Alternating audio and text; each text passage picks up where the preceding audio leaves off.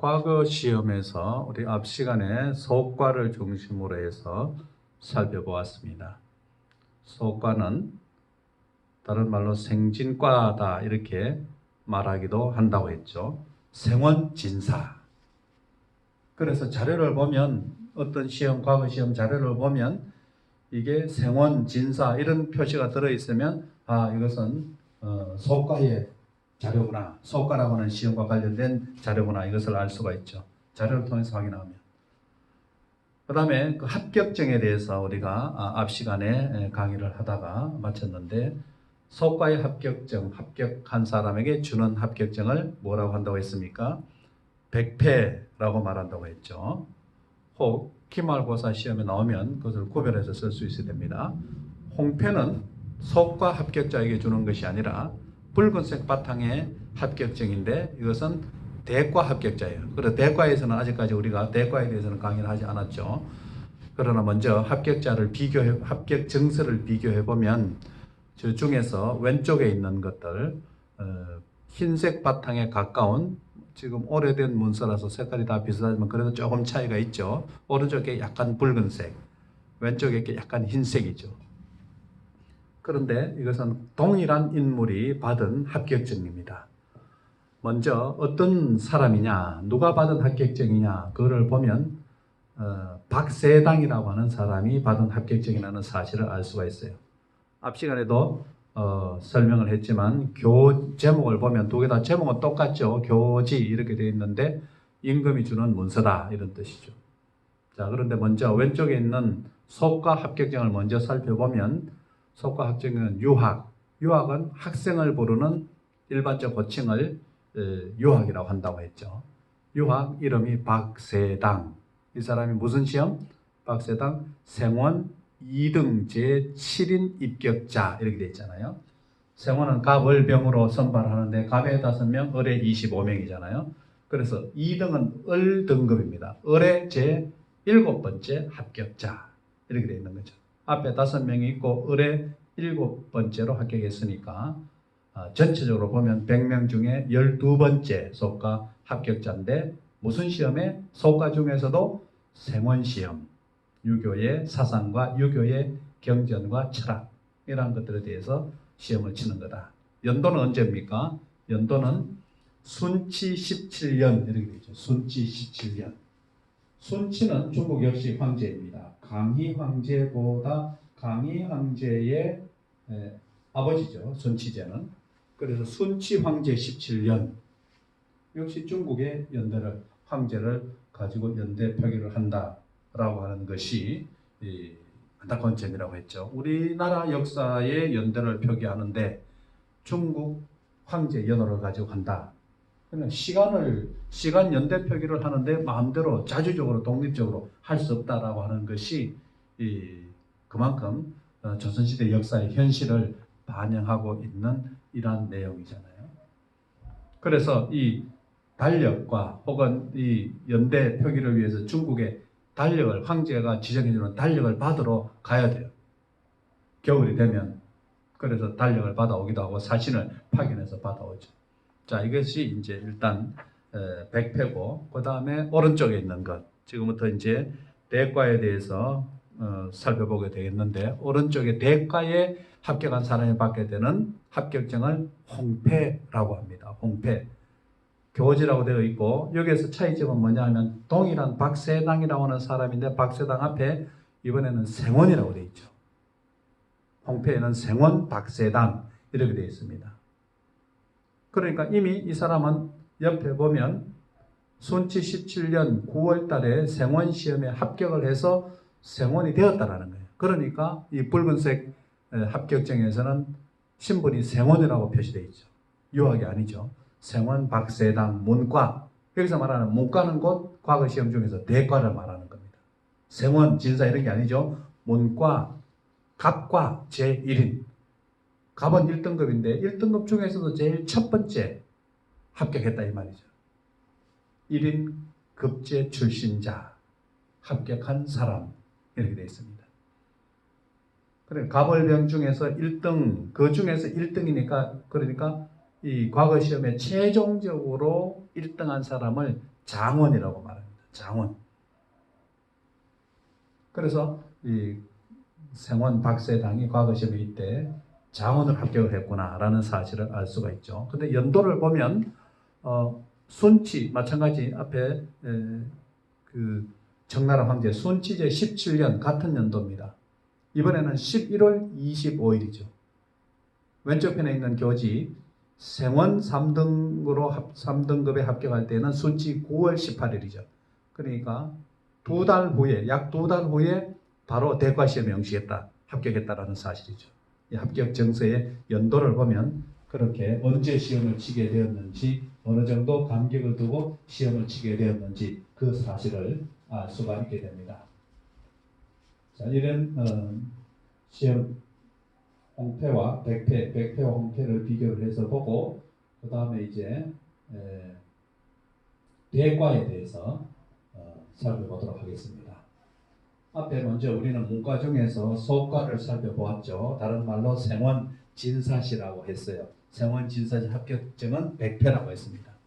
그런데 이제는 대과입니다. 다시 한번 얘기하지만 문과, 인문, 역사, 문학을 시험 치는 과거를 문과라고 하는데 그 중에서 소과와 대과가 있다고 했어요. 그런데 소과가 1차 시험, 대과가 2차 시험이 아니고 이거 완전히 별개의 시험입니다. 소과는 소과고 대과는 대과입니다. 소과에 합격했다고 해서 그 자격을 가지고 대과에 응시하는 게 아닙니다. 별개의 시험입니다. 차이는 뭐냐 하면 소과의 시험을 치면 생원과 진사가 되어서 그냥 양반 신분을 유지하는 양반 신분으로서 증명을 할 수 있지만, 그러나 소과의 시험한 결과로서 관직에 나갈 수는 없다는 거예요. 관직에 나가려면 뭐냐? 대과, 문과 중에서도 대과에 합격을 해야 됩니다.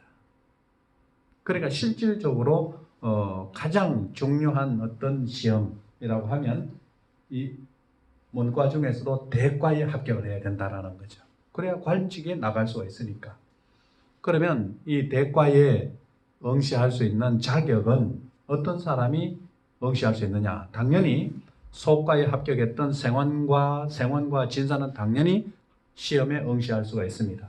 박사당을 보았죠. 앞에서 생원시에 합격을 하고 두 달 후에 다시 이 문과에 합격을 하게 되잖아요. 그러니까 소과에 합격한 사람은 대과에 응시할 수 있다. 그러나 문제는 생원진사 이외에도 생원진사 시험에 합격하지는 못했지만, 아직까지 합격은 하지 않았지만 공부하고 있었던 양반들의 후예들, 일반 사람들도 누구든지 사실은 공부하는 사람이라면 응시는 할 수 있었다.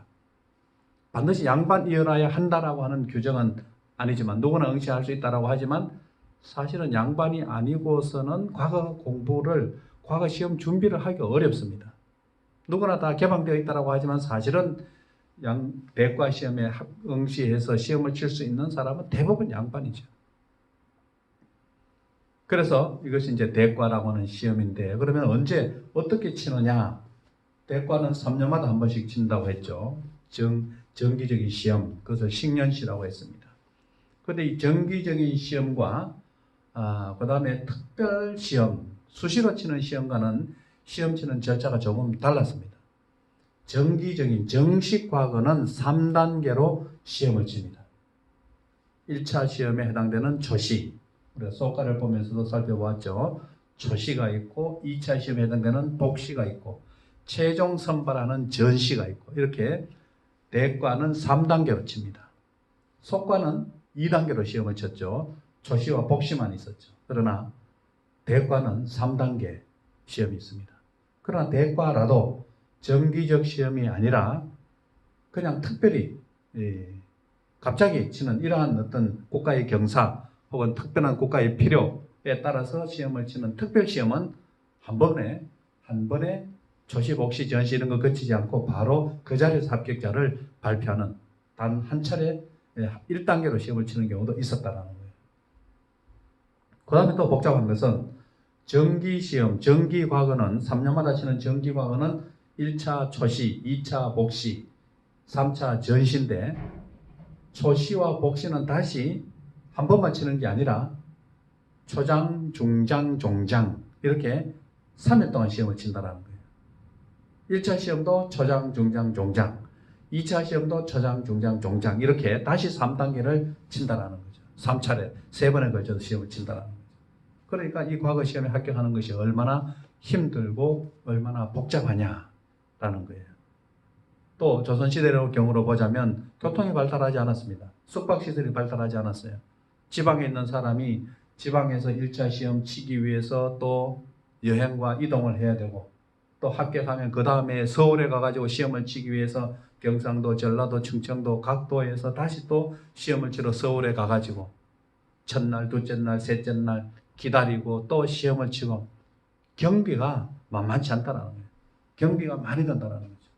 시간도 많이 들고 경비도 많이 들고 이게 뭐 1, 2년 만에 합격이 금방 결정되는 게 아니라 3년마다 또 시험을 한 번씩 치고 몇 번 떨어지면 10년입니다. 정기시험 3번 떨어지면 10년이 훌쩍 지나가는 거죠. 이와 같은 정도로 과거 시험이 어려웠기 때문에 이 과거 시험에 몰두하는 하다가 보면 세월이 그냥 다 흘러가 버리는 거죠. 간단한 문제가 아니라. 자, 그러면 어떤 절차대로 보면 어떤 단계로 대과가 진행되었는가? 먼저 1차 시험은 초시라고 했죠. 소과와 마찬가지입니다. 1차 시험을 초시라고 하는데 역시 소과와 마찬가지로 서울의 성균관과 한성, 한양에서 혹은 지방에서 이렇게 세 곳에서 선발을 하게 됩니다. 시험 장소도 그렇게 세 곳으로 나뉘어 1차 시험을 치게 되겠죠. 예를 들면 성균관 유생들을 대상으로 해서 대과 1차 시험을 치기도 합니다. 50명을 선발하고 서울 한양에서 거주하는 성균관의 유생들은 아니지만 서울에서 공부하고 있는 유생들을 대상으로 해서 40명을 선발합니다. 그리고 각 지방에서 공부하고 있는 유생들을 시험 쳐서 각 지방의 선비들을 8도에 나누어서 150명을 선발합니다. 그걸 향시라고 하죠. 그래서 소과와 비슷한 형태로 1차 시험이 치루어집니다.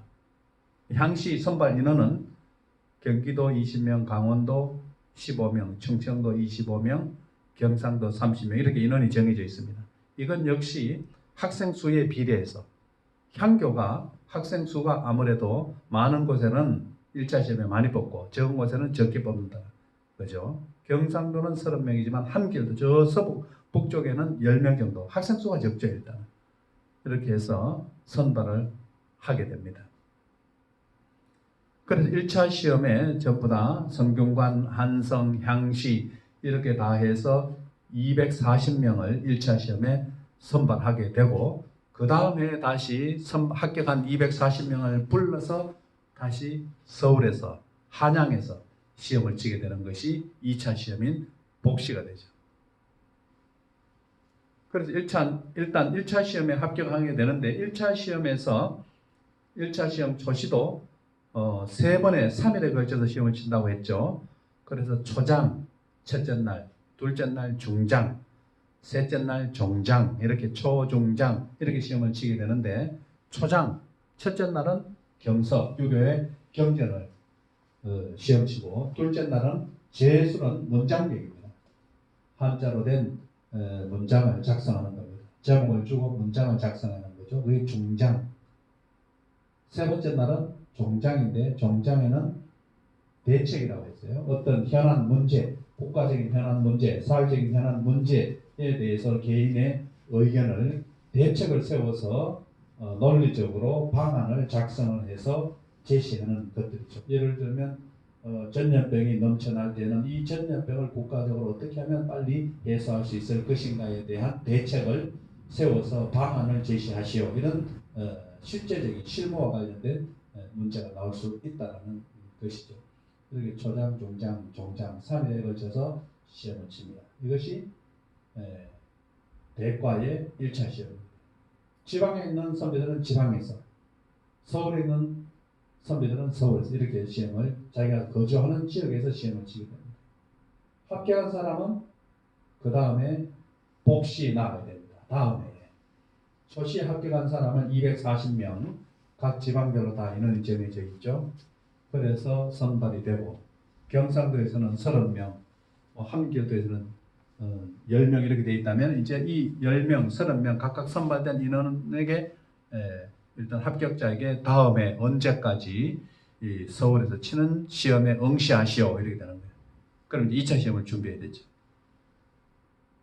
2차 시험을 복시라고 하고 또 다른 말로 회시라고도 합니다. 모아서 시험을 친다. 모이게 해서 시험을 친다. 이런 뜻에서 회시라고도 합니다. 그래서 240명을 대상으로 해서 장소는 서울에서 시험을 칩니다. 서울에서 시험을 치는데 한양에서 장소를 정해서 시험을 치는데 주로 성균관에서 시험을 치기도 하고 또 특별한 장소에서 시험을 치르게 하기도 합니다. 240명을 대상으로 해서 최종적으로 그러면 시험 결과를 가지고 몇 명을 뽑느냐? 33명을 뽑습니다. 33이라고 하는 숫자가 이제 의미 있는 숫자니까 33명을 뽑습니다. 그런데 등급을 1등급은 갑이라고 하고 2등급은 을이라고 하고 3등급은 병이라고 합니다. 그래서 갑에 3명, 을에 7명, 병에 23명 이렇게 뽑습니다. 그런데 앞에 우리가 홍패 중에서 박세당이 이 갑과 1인으로 급제했다라고 하는 것이 있었죠. 갑과 1등이라는 게 있었죠. 그러니까 갑과의 1등한 사람이 3명 중에서 1등한 사람을 장원이라고 합니다. 이렇게 해서 성적에 따라서 관직에 나갈 때 또 우대를 하기도 하고 이렇게 되기 때문에 어떤 성적으로 합격하느냐 이것이 매우 중요하다라는 거예요. 갑과에 들어가면 바로 관직에 임명해 버립니다. 바로 관직으로 나가게 합니다. 그러나 병이나 뭐 이런 떡에 성적이 되면 좀 더 시간이 지나고 실무적인 경험을 거치거나 아니면 어떤 인턴 과정을 거쳐서 다시 나가게 되는 이런 차이가 있다. 과거 시험을 치기 전에는 본격적으로 시험 치기 전에는 예비 시험이 있습니다. 예비 기준에 통과해야 되는데 예비 시험을 경국대전과 가래를 중심으로 해서 기본적인 지식을 물어서 그게 통과해야 됩니다. 이건 아주 어려운 내용은 아니지만 기본적으로 소양을 확인하고 난 다음에 과거 시험에 응시하도록 하기 위해서 예비 시험이 있다라는 사실이에요. 그 다음에는 이제 초장은 강경. 1차 시험과 마찬가지죠. 1차 시험에도 초장에는 첫날에는 강경을 유교의 경전에 대해서 묻고 대답하는 방식으로 시험을 치고 두 번째 날은 종장, 둘째 날은 제술, 그죠? 문장 작성 실력. 그 다음에 마지막 종장에는 실무적인 어떤 방안, 대책 이와 같은 것들을 시험을 치게 하는 경우가 있었다라는 것을 알 수가 있습니다. 그 다음에 마지막 이제 2차 시험에 33명이 합격하게 되면 또 33명만을 대상으로 해서 마지막 선발 결정하는 3단계 시험이 전시입니다. 전시는 임금님 앞에서 시험을 친다라고 해서 전시라고 합니다. 전시. 그래서 여기서 등급만 결정합니다. 여기서 탈락하는 사람은 없습니다. 이미 다 합격한 33명을 대상으로 해서 이제 1등급, 2등급, 3등급 갑을병을 최종적으로 임금이 있는 자리에서 결정을 해서 최종 선발자를 뽑게 되죠. 전시는 그 장소가 어전, 임금이 있는 뜰에서 시험을 치기 때문에 임금이 고강이 직접 임하는 칠림이라고 친히 임한다. 이런 뜻에서 칠림하는 시험이다. 이렇게 볼 수가 있습니다. 그래서 최종적으로 33명의 등급을 결정하게 되면 이제 대과가 끝나게 되는 거죠. 합격한 사람은 이제 가문의 집안의 경사로 관직에 나가게 되는 그러한 어떤 모든 시험 결과를 누리게 되는 거고 불합격한 사람은 다시 다음을 노려야 되는 이러한 어떤 그 결과를 받아들이게 되죠. 이 과거 시험과 관련된 자료들을 보면서 이제 실제로 과거 시험이 얼마나 어떻게 이루어졌는가 이런 것들을 볼 수 있는데 이건 역시 과거 시험 답안지 중에 하나입니다. 이 자료를 통해서 과거 시험을 역사학자들은 실제 공부하는 사람들은 자료를 통해서 확인을 하죠. 이 자료는 여러분들이 자세히 자료를 보기가 어렵겠지만 그러나 이 자료를 보면 과거 시험에 응시한 시험 답안지입니다. 작은 글씨 말고 큰 글씨 보면 큰 글씨 맨 밑에 보면 큰 글씨 첫 번째 줄 맨 밑에 보면 부라고 되어 있는데 이것은 문장을 작성한 것이다. 문장 제술, 문장 작성을 한 내용이다. 이렇게 볼 수 있습니다. 그리고 과거 시험 작은 글씨로 앞에 나와 있는 것은 응시자 정보가 표시되어 있습니다. 보니까 가족 사항도 표시되어 있고 그 다음에 시험 장소도 표시되어 있습니다. 자세한 내용을 보면 이 시험 장소가 어디냐면 한성시다. 한성시 경진정광 이렇게 되어 있습니다. 그러니까 한양에서 서울에서 실시한 과거 1차 시험 답안지다. 이렇게 되어 있고 그 다음에 그 밑에 작은 글씨로 보면 두 번째 시험 장소가 1소, 2소로 나뉘어져 있다. 그 다음에 감독관은 누구다. 이러한 것들을 구분해서 보여주고 있습니다. 그래서 과거 시험이 장소로 두 개로 나뉘어져서 때로는 감독하는 사람하고 인척관계가 있거나 혹은 응시하는 사람 중에서 형제나 혹은 아버지와 아들이 같이 응시를 할 경우에는 아버지와 아들이 같은 시험 장소에서 시험을 치지 못하니까 장소를 나누어서 한 사람은 1소에 한 사람은 2소에 이렇게 구분해서 시험을 치기로 했다는 것들을 알 수가 있습니다. 이러한 자료들은 PPT 자료에 올려져 있으니까 여러분들이 PPT 자료를 볼 때 좀 더 확대해서 보면 그 내용들 사람 명단이 나오고 장소가 나와 있고 그 다음에 과거 응시자의 나이나 인적사항 이런 것들이 거기에 올려져 있는 것을 아마 확인할 수 있게 될 겁니다. 그 다음에 이건 역시 과거 시험 채점표입니다. 채점표. 예를 들면 유교의 경전에 대해서 묻고 대답하는 시험이 강경이라고 하는 과거 시험이 있었죠. 그래서 묻고 대답한 것을 기록을 하고 그 내용에 대해서 성적을 평가해서 점수를 매겨야 되는 거죠. 이 자료는 강경, 과거 시험에서 경서에 대해서 묻고 대답하고 난 다음에 그것을 내용과 성적을 기록한 겁니다. 그럼 어떤 경서에 대해서 묻고 대답했느냐? 이 자료를 보면, 여기 보면 맨 앞에 큰 글씨로 있죠. 오른쪽부터 보면 주역, 그 다음에 두 번째는 시전, 세 번째는 서전, 네 번째는 논어, 다섯 번째는 맹자, 여섯 번째는 중용, 사서, 오경, 9개 책 중에서 6개의 유교의 경전에 대해서 어떤 부분에 대해서 묻고 대답한 내용을 그 밑에다가 기록을 하는 겁니다. 그리고 맨 아래쪽에 보면 기록하고 난 다음에 맨 밑에는 성적을 표시를 해 두었습니다. 그래서 표시를 간단한 기호로 표시를 해 두었죠. 표시를 하고 사인을 했습니다. 그래서 보니까 주역 뭐라고 기록을 하고 난 다음에 맨 밑에 조금 띄워서 약 이렇게 되어 있습니다. 그러니까 평가를 할 때 통이 있고 약이 있고 조가 있고 불이 있다고 했잖아요. 그래서 약은 조금 약하다 이런 뜻이죠.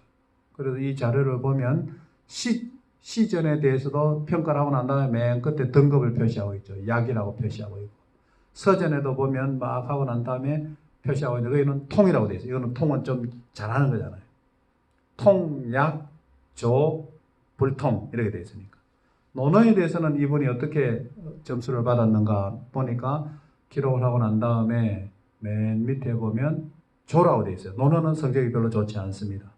맹자는 뭐라고 되어 있느냐. 맹자에 대한 내용을 서술하고 난 다음에 마지막에 기호로 표시할 때는 그것은 통이라고 되어 있으니까 맹자는 대답을 잘하는 거죠. 그리고 중용, 맨 마지막에 중용은 기록하고 맨 끝에 보면 순통 이렇게 되어 있습니다. 그리고 사인을 채점자에 사인을 해두었는데 순통은 통 중에서도 더 최우수다.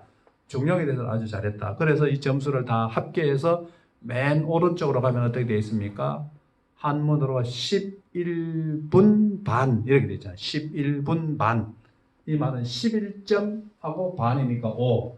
11.5점을 받았다. 이렇게 성적 채점을 하게 종합적으로 나타나게 된다는 것을 알 수가 있습니다. 이렇게 자세하게 자료를 통해서 보면 우리가 과거 시험이 구체적으로 어떻게 진행되었는가 그것을 자료를 통해서 확인하게 되고 어떻게 평가를 했는가 이런 것들을 생생하게 알 수가 있죠. 이런 방식으로 공부를 한다는 거죠. 실제 역사가들은.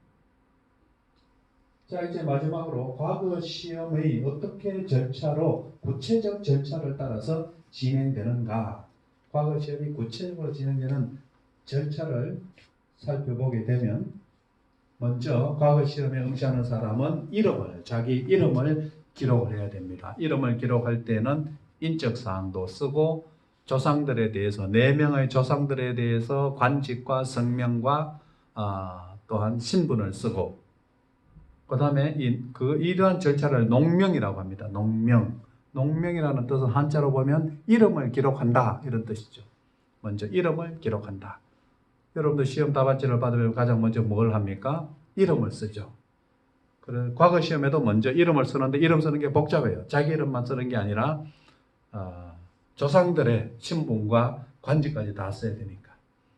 이게 첫 번째로 해야 되는 일이고, 그 다음에 과거 시험을 치기 위해서 시험지를 확인받습니다. 시험지는 자기가 준비를 해서 가야 되는데 시험을 칠 수 있는 비어있는 시험 답안지를 가지고 가가지고 거기에다가 확인을 받습니다. 시험 준비된 확인을, 시험지에 대한 확인을 하고, 그 다음에 시험 장소를 일소에서 첫 번째 시험 장소에서 칠 건가, 두 번째 시험 장소에서 칠 건가, 이러한 것들에 대해서 배정을 받고 이제 시험장으로 가게 되는데, 시험장으로 가게 되기 전에 본인이 이름이 기록되어 있고 조상들의 이름이 기록되어 있는 부분을 종이로 붙여서 가려야 됩니다. 가려서 피봉 보이지 않도록 해야 되는 거죠. 왜냐하면 나중에 채점할 때 이름을 가리고 해야 되니까 이름은 가리고 인적사항을 가리고 밀봉해서 이제 시험 답안지를 작성을 해야 됩니다. 시험 장소에 들어가게 되면 일정한 간격을 유지하고 6자 간격을 유지하고 앉아서, 인원이 많으니까 많이 모입니다. 시험을 칠 때. 특별히 1차 시험에는 인원 제한이 없잖아요. 2차 시험은 합격자들만 모이기 때문에 인원이 딱 정해져 있지만, 그러나 1차 시험에서는 누구나 다 응시할 수 있으니까 늦게 가면 자리 잡기도 힘듭니다. 미리 가서 자리를 잡아야 될 정도죠. 그래서 조선시대 대구에서 시험을 친 과거 자료를 보게 되면 과거에 제출한 답안지가 10,000장이 넘고 20,000장이 넘는 경우가 있습니다. 그리고 얼마나 많은 사람들이 이때다 해서 과거 시험에 응시했는지를 알 수가 있죠. 일단 시간이 되면 입장을 끝나고 되면 들어가는 문은 다 닫아버립니다. 그래서 시험을 치게 되고 시험을 마치게 되는데, 또 실제로 시험장이 어떻게 운영되었느냐, 과거 제도를, 과거의 시험의 실상을 연구하는 여러 가지 자료들을 보면 각종 여러 가지 컨닝이나 부정링이 상당히 많았다는 거죠.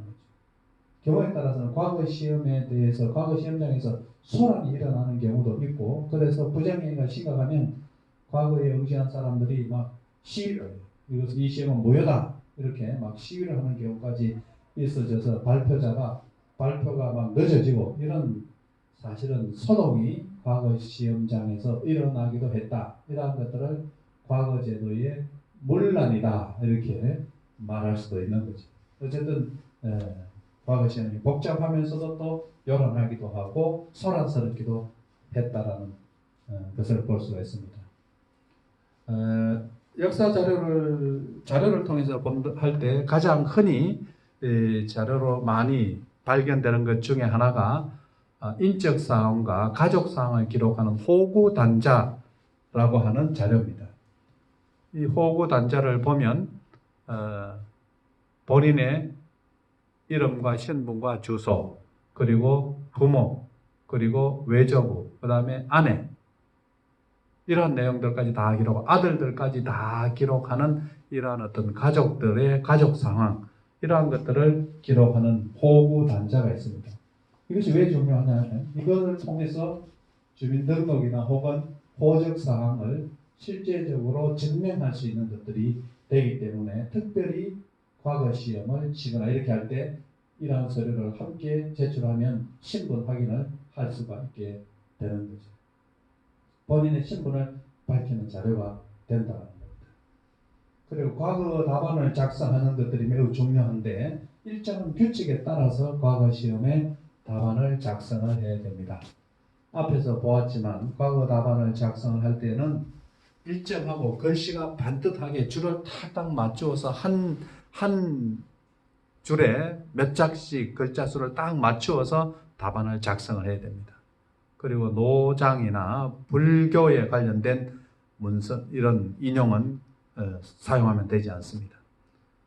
그리고 국왕의 임금의 이름이나 혹은 국가에 대해서는 쓸 때 임금 이름이 나오거나 할 때는 보통 줄보다도 2글자씩 올려서 과거 시험에 답안지를 작성을 해야 되는 이런 어떤 엄격한 규칙에 따라서 답안 작성을 해야 됩니다.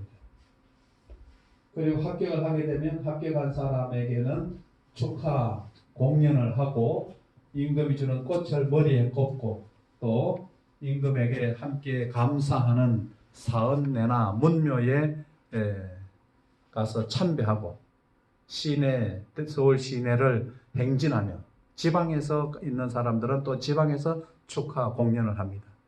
합격자에게는 장원에게는 종육품, 갑과에는 정칠품 이렇게 품계를 주고 관직에 임명을 하고 장원, 갑과는 실직을 주고 그렇지 않은 경우에는 임시로 이렇게 임시직으로 있다가 실제 직책을 주기도 한다. 이런 방식으로 과거 합격자를 대우했습니다. 이러한 과거 시험이 조선시대에 수백 년 동안 전개됨으로 해서 교육제도나 사회적인 여러 가지 제도를 영향을 미치는데 중요한 역할을 했다.